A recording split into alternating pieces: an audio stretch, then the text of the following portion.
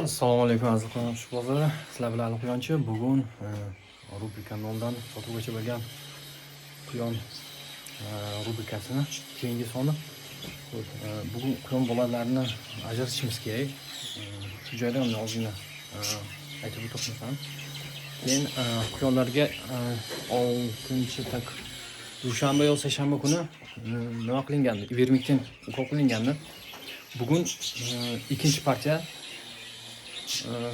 Leyla opani tavsiyasiga qilyapman. Shuning uchun agar bo'lmay qolsa yana keyingi hafta, ya'ni 3 hafta davomida har bir haftada o'zi 2 hafta deydilar, lekin agar bo'lib qolmasa, yana talab qilinsa 3-hafta ham qilishimiz mumkin. Hozir bugun qilmoqchi edim, Erikdan kam qolgan ekan. Hozir ba'zisiga yetadi, ba'zisiga yetmadi. Shuning uchun birdan olib kelaman, yana qilaman.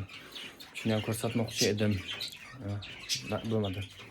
Xo'p, bo'lmasa quyonchalarni bitta saralab olamiz. Katta ehtimol bilan hamma quyonchalarni bitta joyga qo'yaman. Ham samet, ham samkalarini. Sababi joy yo'q menda. Xo'p, atak samkalar adini, sametlar adini bo'lish kerak edi. Hozir sanag'ini ham bir qator ko'rib olamiz. Bo'lmasa boshladik esa obuna bo'lib qo'yishni unutmang, kommentariyada o'z fikringizni qoldiring. Mana azizlar, quyonchalarni ajratishni boshladik. Hozir sanog'ini aytib chiqaman. Quyonchani bittasi ko'zi menimcha og'riyapti. Kecha nam edi. Dori surtdim. Biroq bugun yaxshiga o'xshayapti, chunki kecha ikkala ko'z edi. Shunisimi de boshqasimi de. Xullas, shunaqa holat edi. Qani. Mana unisimi de. Xullas, bitta quyonchani ko'zi sal og'riyotganda nima qildim? Dori qo'ydim. Tetrasikligim emas. Biroq ko'ramiz nima bo'lishini bilmayman to'g'risi. Chunki bugun ertalab tursam juda qattiq sovuq bo'lgan ekan, minus necha edi. Quyonxonaning ichi bu tomon emas. Boshqa nima? Quyonxonaning ichi gradusi o'ndan tushmagan, xudoga shukr. Hech nima yo'q, prosta hamma yo'g'ini yopib qo'ydik.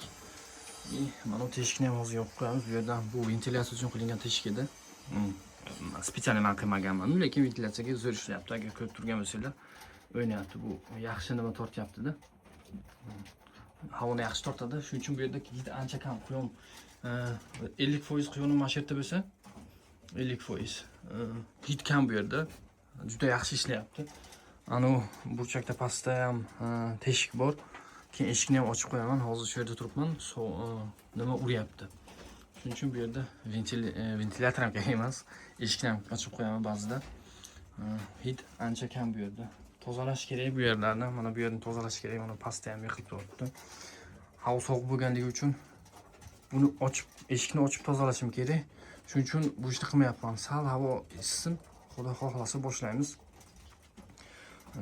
Mashalloh deb qo'yasizlar. Yaxshi niyat yarim davlat. Sizlar hammaga buyursin, bundan ko'pi buyursin.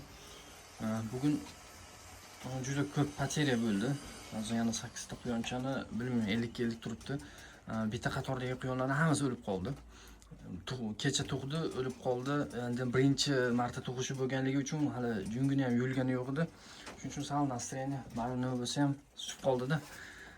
Xo'p, bo'lmasa hozir hammasini bitta saralab nechta chiqar ekan. Shunga qarab, agar iloji bo'lsa erkak urg'otisini ham birdan nima qilaman. Faqat qo'yadigan joyim bitta mana shu joy. Bu ham bo'sh emas. Turibdi, adashmayman, xudo xohlasa. Bu yerda kalifchalar turibdi. Kalifchalar biron bo'lgan, ikkitami samkasi qolgandi. Sameslari ko'p, ikkita samkasi qolgan. Sameslari go'shtga ketadi, xudo xohlasa, naslga go'shtga ketadi. Endi xikol bo'lganligi uchun adashmaydigan quyon bo'lgani uchun bularning ichiga qo'yaverishim kerak bo'lyapti-da. Tepada ham nimalar bor. Endi ikkita kalifni qo'ysam, hozir adashib qolaman, keyin qoni bir bo'lib qoladi. Bu qoni boshqa. Bu pari qilib berishga tayyor narsalar. Tepadagi samkalari ketgan.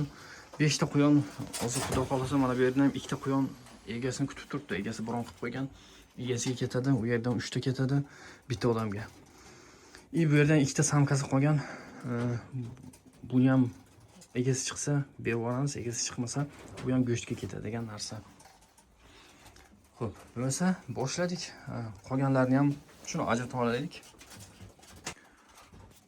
11 ta quyoncha. Mana bu quyon bitta quyonni bolalari, quyonchalar bitta quyonni bolalari. 6 ta. Mana bu esa 2 ta quyonni bolalari, bitta va 4 ta. Hozir bularni zotini ko'rib chiqamiz, zoti qanaqa ekan. Bu yerda ham bitta quyonchani ko'zi qarasam og'rishni boshlayapti. Bunga ham hozir dori sotib qo'yamiz. Buni ham bitta so'rab qo'yishimiz kerak, nimadan ko'zi bunaqa bo'lyapti. Bu tomonda turganda ochiq eshik ochiq yo'q bilganda shamol tekkan desam bo'ladi, lekin mana bu yerda umuman shamol tegmaydi. Shamol tegmaydigan glukhoy joy, zona deydimi, glukhoy. Xo'p. Hozir endi bularni joylashtirish kerak. Yana bitta varianti bor. Yo bir kun kutib ichkarida bitta qafas boshlaydi, o'sha yerga qo'yishim kerak bo'ladi. Yoki-da mana shu yerga tiqish kerak bo'ladi. Hozir shuni o'ylayapman. Balki bu kamroq narsani olib u yoqqa qo'yib yoki mana bu yerda bitta erkak bor, shu erkakni olib qo'yib yaxshisi mana shunday qilaman. Mana shu erkakni olib qo'yib shu erkakni joyiga qo'yaman. Shunday qilsam yaxshiroq bo'ladi degan umiddaman. Endi nechtasi samka, nechtasi samets buni bilmayman. Buni ko'zini o'ylayapman nima qilishni. Menimcha tetrasiklim bilan bo'lsa kerak u. Balki bu qolar. Chunki maz onasini nima qilayotgani yo'qdi. Onasini davolayotgani yo'q. Shuning uchun balkim boshqa chorasi bordir. Hozir buni ham ko'ramiz, joylashib olaylik ama. Xo'p, xullas bularni ajratib bo'ldik. 3 ta samet bo'ldi. Qolganlari samka. Mashalloh deb qiyoslar ko'z tegmasin. Endi qolganini ko'ramiz. Ovqatni ham berdik. Suvga yablочный уксус qo'shib berdim. 1 gram 1 litrga. 2-3 kun davomida beramiz.